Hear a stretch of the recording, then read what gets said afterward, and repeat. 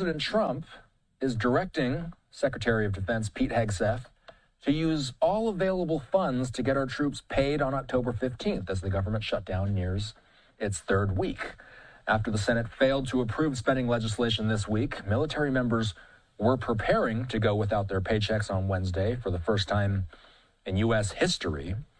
To scrounge up enough money to pay the troops, the Pentagon is tapping into its research and development accounts to use funding that Congress made available for 2 years, according to a OMB official. Specifically, about $8 billion is being shifted from accounts that fund military research, development, testing, and evaluation efforts, according to two people familiar with the plan.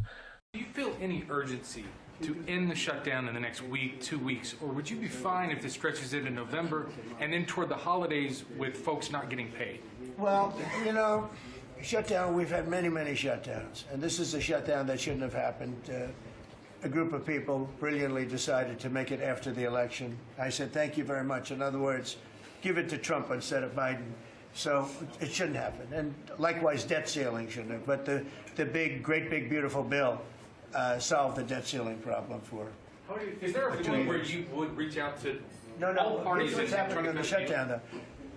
Honestly, can I put it in plain words for you? And you're a smart guy, so you all understand, but a lot of people don't. The Democrats are getting killed on the shutdown because we're closing up programs that are Democrat programs that we were opposed to. So we're being able, and they're never going to come back in many cases. So we're being able to do things that we were unable to do before. So we're closing up programs that are Democrat programs that we wanted to close up or that we never wanted to happen, and now we're closing them up. And we're not going to let them come back. The Democrats are getting killed. And we're going to have a list of them on Friday, closing up some of the most egregious, socialist, semi-communist, probably not full communist, we're saving that for New York, but semi-communist programs, and we're closing them up. We're not closing up Republican programs because we think they work. So the Democrats are getting killed, but they're not telling the people about that. I say it, nobody, well, I haven't said it probably as bluntly as I just said it, but so we are closing up Democrat programs that we think that we disagree with, and they're never going to open again. I don't know if it's the mom in me, but I cannot sit back and let people that I know and care about go hungry. Right now, we are in the middle of a government shutdown. The military is not getting paid.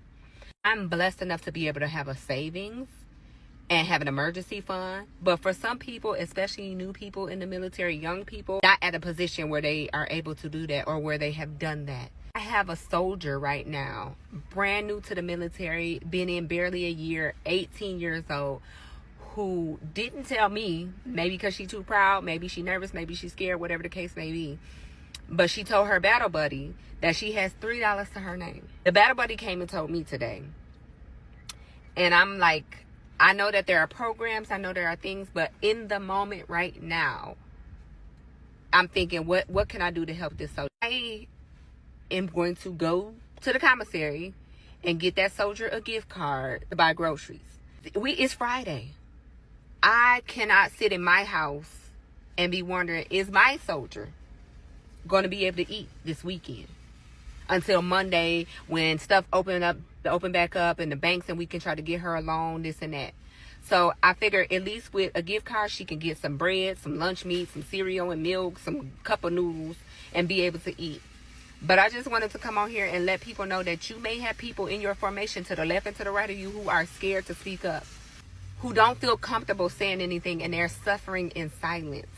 If you didn't already know, the government just shut down. Like, fully shut down. And guess what? No negotiations, none. Trump was supposed to make a deal with Democratic leaders so the government doesn't shut down, but then he just canceled and was just like, no, I'm good. Now, you'd think that Republican leadership would at least keep everyone in town to make it seem like they're working, or even try for a last-minute deal. But no. Republican Speaker Mike Johnson decided to send the House into recess, which is basically just vacation, no responsibilities. Now, I can't say exactly why he did this, but there is a reason he might have wanted that House floor empty. And I say this because Democrat Adelita Grijalva just won a special election to fill a vacant seat. And she's already said that the moment she is sworn in, she is signing that discharge petition. And the thing is, her signature would make the vote on the Epstein Act 218, which is the magic number to force the Epstein Act onto the floor. And yes, that Epstein Act. Definitely not what Johnson wants. But Adelita Grijalva can't be sworn in until the House is back in session. So the longer Johnson drags this out, the more time he and the White House has to whisper to Republican lawmakers, hey, maybe take your name off that petition. So yeah, it's looking like Republicans could just be running out the clock so they can push back the vote on the Epstein Act. Hey guys, welcome back to my channel. Today we are diving into something serious. The American government shutdown and how it is affecting military payslip. Yes, you heard that right. Some soldiers might not be getting paid if this crisis continues. So before we go deep, hit and like the button, subscribe and turn on your notification bell. A little bit of background. The US government is critically in shutdown mode, meaning any federal operations are paused except of the critical services. This usually happens when Congress fails to agree on the budget, and trust me, it is not the first time. But this time, it is not just paperwork, it's personal. Reports suggest that active duty military members could see delay or even temporary fees in their paycheck if shutdown continues. So this is the political things behind it. What caused it this time? The same old fight. Republicans and Democrats can't agree on federal spending, border security, and welfare cuts.